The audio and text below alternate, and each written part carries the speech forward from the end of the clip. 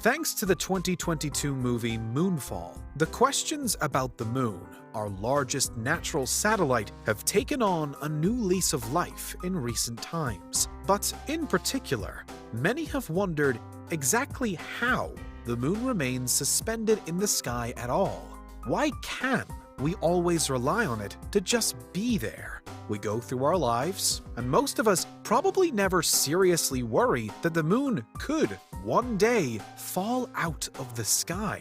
That would be ridiculous. Or would it? In reality, the Moon carves out its place in space much as the rest of the solar system does, and indeed the rest of the universe, thanks to balance. With the force of gravity dictating so much about where any one planet, moon, star, piece of rock, or speck of dust can operate. In our solar system, for example, the planets orbit at their respective distances away from the Sun, largely because that's how the Sun's gravity have determined it over billions of years. It's a similar situation between the Earth and the Moon, although it's a smaller system, with both bodies exerting a gravitational influence over each other, which keeps them suspended in the void of space at a certain distance apart. But it's not as though this balanced situation never changes, and in the real world, scientists are aware that the Moon's orbit around Earth is evolving over time. Unlike in the film Moonfall, however, the Moon isn't heading towards us, but rather it's moving away from us.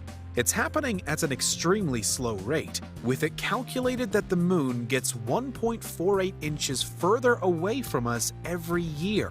But still, over the course of millions or billions of years in space, it's clear that even that differential will have a major impact at some point in the future. Which goes to show just how much could change if the Moon really were to be knocked out of its orbit. Even if it were somehow shunted just a couple of inches or so, the effects on it, Earth, and the rest of the solar system could be significant. And over a long enough period of time, a wayward Moon really could find itself cruising through some other wholly different part of the galaxy. But before all of that, what would happen to conditions on Earth? Could a change in the Moon trigger disaster, or might we quickly adapt so that no harm's done? The biggest environmental impact would be felt with the tides, as these are guided by the Moon. The Moon's gravitational influence directly shapes the tides, pulling at Earth's oceans to create high and low waters all over the world map. In a recent video, we took a closer look at how an upcoming wobble in the Moon's orbit could potentially wreak havoc on Earth in and around the year 2030. So, with that temporary event in mind, it's possible that a permanent change, even a small permanent change, could result in long-lasting problems. And it would be more than simply an observable change in how the oceans work, too. The rhythms of the tides serve as a kind of guide for so much of the natural world as well. Creatures learn to live with the expected patterns of the sea as water moves in and out along coastlines all over the globe.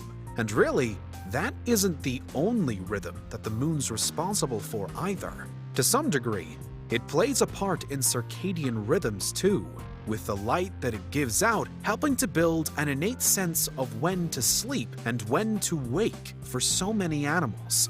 That light is also useful for nocturnal animals too, even if only to provide some assistance for hunting.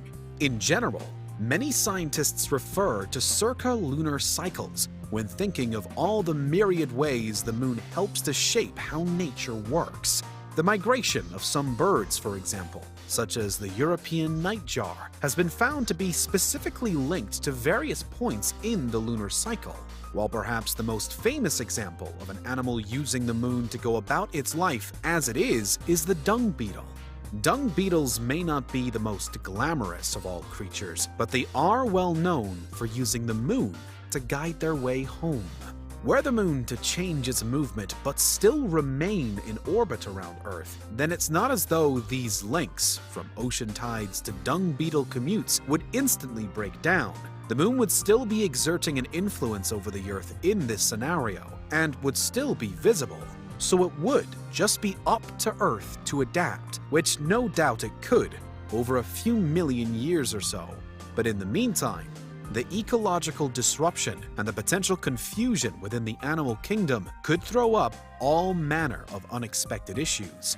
But, of course, the real concern would come if the moon getting knocked out of orbit caused it to either disappear entirely, which would mean no more tides at all, and possibly no more dung beetles, or if the shunted moon really did begin to fall towards us. Now, we're talking about a doomsday quite unlike any other.